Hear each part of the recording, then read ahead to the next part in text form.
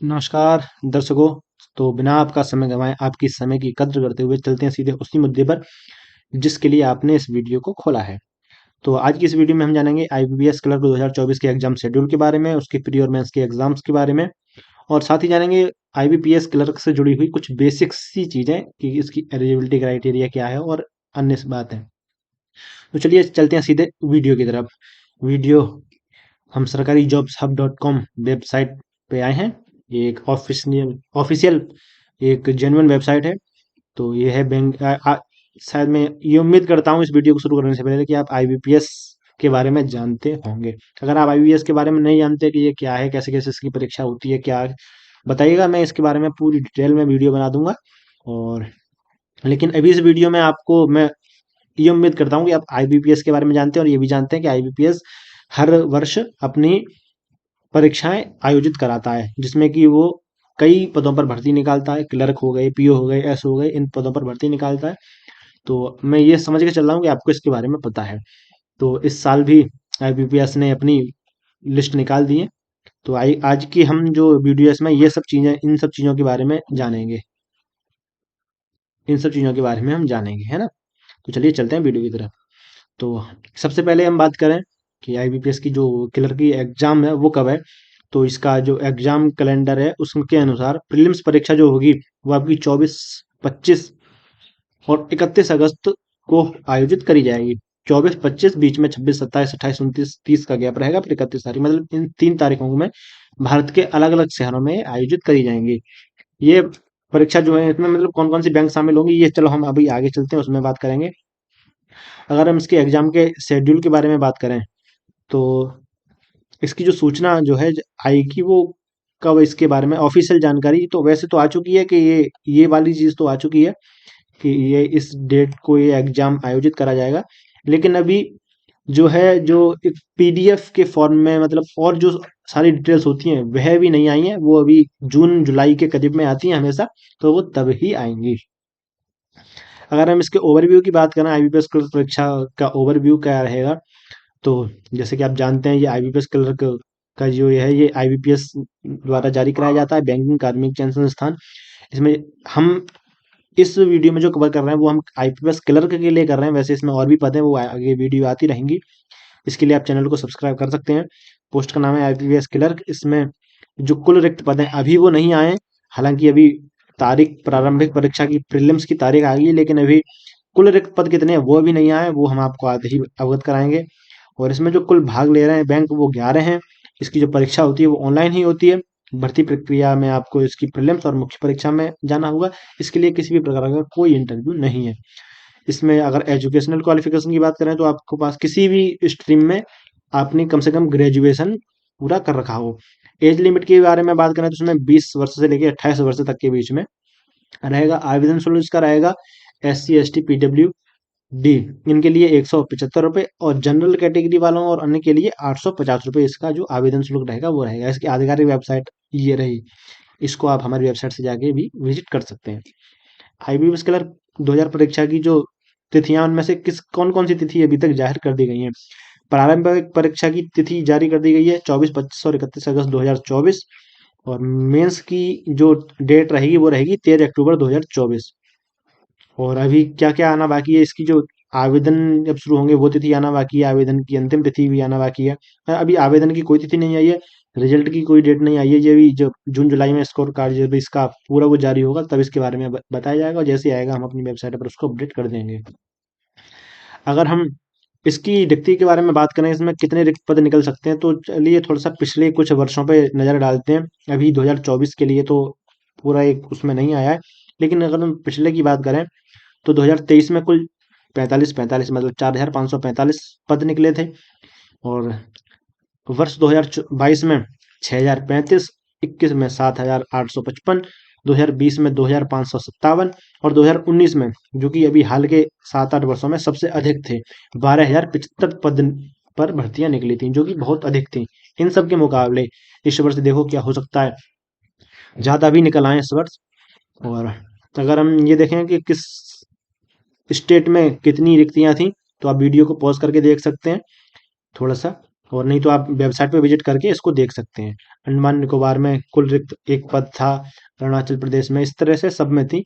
और आप इसको वेबसाइट पे विजिट कर सकते हैं। ये वीडियो बहुत लंबी हो जाएगी, इस वीडियो में हम इन चीज़ों के बारे में डिस्कस नहीं करेंगे। टोटल मतलब ये 4,545 वैकेंसी थी।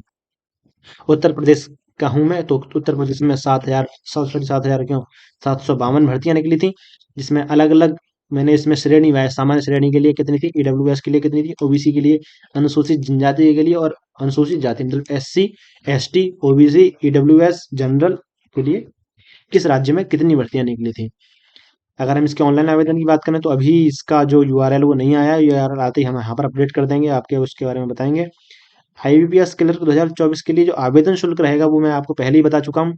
एससी, एसटी और पीडब्ल्यूडी में, पीडब्ल्यूडी मतलब जो दिव्यांग श्रेणी में आते हैं उन लोगों के लिए 175 रुपये रहेगा। सामान्य और अन्य के लिए इनसे अलग जितने भी हैं सामान्य और अन्य जैसे ओबीसी वगैरह, उनके लिए 850 रुपये का आवेदन शुल्क रहेगा। अगर हम बात करें इसकी एलिजिबिलिटी क्राइटेरिया के बारे में तो क्लर्क के लिए जो है वो ये पीओ और एसओ के लिए भी लगभग लगभग सेम रहता है, थोड़ा बहुत अंतर रहता है। राष्ट्रीयता की बात करें तो वो भारतीय नागरिक होना चाहिए।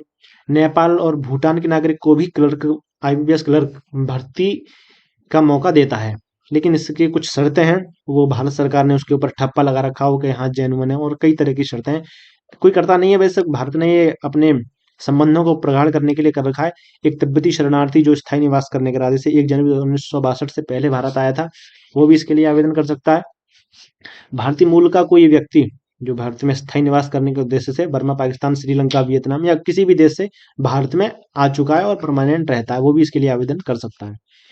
और ये जो मैं ऊपर 2, 3 और 4 ये जो हैं, इनके लिए आप इस नोट को ध्यान से पढ़ लें वीडियो को पॉज करके, या फिर आप लेख पे चले जाएं, वहां भी आप इसको पढ़ सकते हैं। आईबीएस क्लर्क की शैक्षिक योग्यता मतलब हम एजुकेशनल क्वालिफिकेशन के बारे में बात करें तो किसी भी मान्यता प्राप्त विश्वविद्यालय से उसने कम से कम स्नातक की डिग्री कर रखी हो, जो कि केंद्र सरकार द्वारा मान्यता प्राप्त होनी चाहिए। और उम्मीदवार योग्य परीक्षा को सफलता उनमें वो ही है, ग्रेजुएशन का आपके पास प्रमाण पत्र होना चाहिए, स्नातक की वैध मार्कशीट होनी चाहिए। ये लॉट फर्क है, वही सब बात है, लेकिन थोड़ा सा बहुत अंतर है, इसको आप पढ़ के तब समझ पाएंगे। और क्योंकि ऑनलाइन पंजीकरण करते समय आपको उसके अंकों का प्रतिशत देना होगा।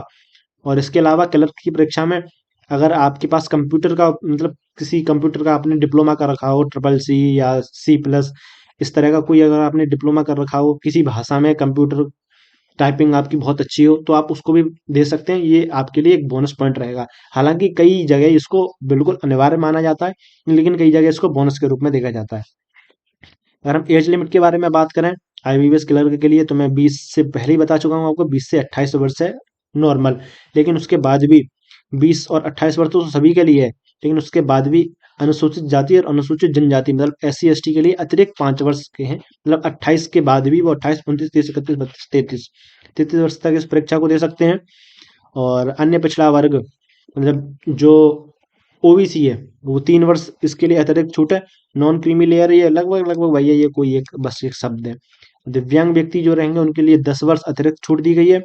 और भूतपूर्व सैनिक और विकलांग भूतपूर्व सैनिक मतलब भूतपूर्व सैनिकों के लिए वो दे ही सकते हैं, इसके लिए मतलब अच्छा खासा उनके लिए, अगर कोई सैनिक किसी चीज की वजह से दिव्यांग हो चुका है तो ये मैं अपना शब्द यहाँ पे सुधारने की कोशिश करूंगा, विकलांग की नहीं दिव्यांग बोलेंगे उन्हें। भूत सैनिक या उनके कोई रिलेटिव रहा हो जो उनके ऊपर आश्रित रहा हो, उसके लिए भी अच्छी खासी इसमें छूट दी गई है। अधिकतम आयु सीमा 50 वर्ष तक भी है उन लोगों के लिए, लेकिन कोई देता नहीं है, जहाँ जगह उनको पेंशन वगैरह मिलती रहती है। और विधवाओं, तलाकशुदा महिलाओं, और इनको भी कानूनी रूप से कई तरह के वो हैं। 35 वर्ष तक की आयु के लिए मतलब दे सकती हैं परीक्षाएं, आप इसको आराम से पढ़ के देख सकते हैं, इसको वीडियो को ज़्यादा लंबी नहीं करेंगे हम। और 1984 के दंगों से जो प्रभावित व्यक्ति हैं उनको 5 वर्ष तक की अतिरिक्त छूट रहेगी। इसमें जो भाग लेने वाले बैंक हैं उनके बारे में आप देख सकते हैं, ये bank of Maharashtra, bank of Baroda, bank of India, Canara, central bank of India, Indian bank, Indian overseas bank, Punjab national bank, Punjab and Sindh bank, UCO bank, union bank of India. इसकी चयन प्रक्रिया की बात करें तो इसमें प्रारंभिक परीक्षा रहती है, ये आपको पास करनी होगी, और फिर इसके बाद में रहती है एक मुख्य परीक्षा, आपको ये दोनों परीक्षाएं पास करनी ही होंगी। क्लर्कों को हम CRP X111 भी बोलते हैं। आईबीपीएस क्लर्क परीक्षा में जो प्रयुक्त भाषाएं रहेंगी वो आप अपने स्टेट के वाइज देख लीजिएगा, राज्य के नाम आपका ये रहेगा, इस राज्य में आपको इन दोनों भाषाओं की मतलब अच्छी पकड़ होनी चाहिए।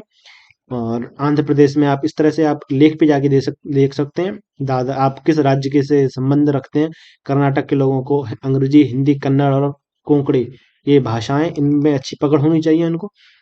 और पुडुचेरी के लिए अंग्रेजी, हिंदी, तमिल, तेलुगु, मलयालम इस तरह सभी वेबसाइट पे हमने अपने डाल रखा है। और परीक्षा पैटर्न मैंने आपको पहले ही बता दिया है। और अगर हम और देखें कि इसमें क्या क्या विषय सम्मिलित रहते हैं तो आपको पता ही होगा कि अंग्रेजी भाषा में इसमें प्रश्न आते हैं, अंग्रेजी भाषा ग्रामर के 30 प्रश्न आते हैं और 30 ही नंबर मिलते हैं और समय इसके लिए मात्र 20 मिनट निर्धारित किया गया है। और न्यूमेरिकल एबिलिटी के इसमें 35 क्वेश्चन आते हैं, उसमें 35 नंबर ही मिलते हैं, इसके लिए भी 20 मिनट है। रीजनिंग एबिलिटी के लिए 35 आते हैं। अगर आपको इन विषयों के बारे में विस्तार से जानना है कि कौन सा विषय किस तरह से और विस्तार से जानना है कि कैसा है, कैसे प्रश्न आते हैं, तो मैं इनके बारे में एग्जाम्पल के तौर पे अगर आपको जानना है तो बताइएगा कमेंट में, मैं वो भी आपको बताने की कोशिश करूंगा। कुल आप इसको देख सकते हैं 100 प्रश्न आते हैं, 100 अंक मिलते हैं, इसके लिए 1 घंटा आपको दिया जाता है। और मेंस परीक्षा का पैटर्न अगर हम देखें तो reasoning ability and computer aptitude जो 50 नंबरों का रहता है, 60 नंबरों का रहता है, 50 प्रश्न आते हैं उसमें और 45 मिनट की समयावधि दी जाती है। अंग्रेजी भाषा में 40 प्रश्नों की संख्या रहती है, 40 ही अंक रहते हैं, 35 मिनट दी जाती है। इस तरह से आप इन सबको देख सकते हैं। वीडियो को ज़्यादा लंबा नहीं करना चाहूंगा मैं। और इस तरह से इसमें परीक्षाएं अंत में आपको चुना जाता है। प्रारंभिक परीक्षा के चरण 1 में प्राप्त अंकों को अंतिम चरण परीक्षा के ध्यान में नहीं रखा जाता। मतलब आपके प्रीलिम्स में जो आपको नंबर दिए जाएंगे उन्हें आपके लास्ट में नहीं जोड़ा जाएगा। आपको लास्ट में जो रैंक मिलेगी वो केवल आपकी मेंस परीक्षा के नंबरों पर ही आधारित होगी। आईपीएस क्लर्क के लिए पाठ्यक्रम की बात करें तो देखिए मैंने यहाँ पे इसको अच्छी तरह से विस्तार से बताने की कोशिश की है कि आप इसको कैसे कर सकते हैं। लेकिन अगर आपको और ब्रीफली इनको जानना है तो बताइएगा, क्योंकि इस वीडियो में इसको सम्मिलित करना नामुमकिन है। अंग्रेजी भाषा में इस तरह का जो आपका आता है ग्रामर वो इस तरह का रहता है। न्यूमेरिकल एबिलिटी में संख्यात्मक योग्यता जिसे हम बोलते हैं उसमें इस तरह का आता है। सरलीकरण, द्विघात समीकरण, आंकड़ा निर्वाचन, डाटा इंटरप्रिटेशन जिसे बोलते हैं। और कई तरह की ऐसी चीजें आती हैं, मैं इसके बारे में आपको डिटेल में भी बता सकता हूँ अगर आप चाहें तो। और प्रारंभिक परीक्षण ये सरकार की तरफ से दिए जाते हैं, सरकार द्वारा दिशा निर्देश। सरकार ने कुछ जगहों पर आईबीपीएस क्लर्क परीक्षा के लिए जो अपने प्रारंभिक प्रशिक्षण है वो दे रखे हैं, जो कि पहले भी रहते हैं और बाद में भी रहते हैं। आप इनको इसके बारे में अगर आप नहीं जानते हैं विस्तार से तो इसके ऊपर एक पूरी डिटेल वीडियो भी बन सकती है, मैं वो बना दूंगा, आप बताइएगा। और ये आप देख लीजिए आप कहाँ है, मैंने इसको बाकायदा अल्फ़ाबेट वाइज़ मैंने इसमें दे रखा है। आप अपने हिसाब से इसको कस्टमाइज़ देख सकते हैं कि आपके यहाँ प्रारंभिक परीक्षा के लिए जो प्रशिक्षण स्थल है वो है कि नहीं है। और एडमिट कार्ड की अभी इसकी डेट नहीं आई है, वो आते ही हम आपको एडमिट कराएंगे। क्लर्क का जो परिणाम है वो भी अभी जारी नहीं हुआ है, ना तो उसकी डेट आई है। और तैयारी के लिए हम आपको रणनीति भी बता सकते हैं। इसकी कट ऑफ के बारे में देखते हैं, कट ऑफ क्या रहती है। तो पिछले वर्ष की कट ऑफ हमने दी है क्योंकि इस वर्ष तो अभी आई नहीं है, लेकिन पिछले ये लगभग लगभग सेम रहती है। एक आध अंक बढ़ जाते हैं इसमें, एक आध प्रतिशत बढ़ जाता है, तो आप उसी अनुसार लगा लीजिए। मैंने इसमें आप वीडियो को पॉज करके भी देख सकते हैं या फिर आप लेख पे जा करके आराम से देख सकते हैं और इसको इससे थोड़ा सा आइडिया लगा सकते हैं कि आपको किस स्तर की अपनी तैयारी करनी होगी। सामान्य के लिए ये रखा है मैंने, और ईडब्ल्यूएस, SC ST OBC इसके लिए मैंने ये रख दिया है, ठीक है ना। तो आप यहाँ से इसको देख सकते हैं। अगर आपको ये समझ में नहीं आता, आपको लग रहा है कि ये खिचड़ी पकी हुई है, तो आप बताइएगा, मैं इसको और विस्तार से आपके इसमें बता दूंगा। और इसके अलावा आपको इसके विषय में कोई भी जानकारी चाहिए तो कृपया हमको जरूर बताइएगा, हम उसको आपके पास तक पहुंचाने की बहुत जल्दी से जल्दी कोशिश करेंगे। ठीक है भाई लोग, धन्यवाद। और आपका समय नहीं गंवाते हुए एक बार फिर से नमस्कार। चैनल को जरूर सब्सक्राइब करें और इस वीडियो को जो जरूरतमंद हो उसके पास जरूर शेयर करें।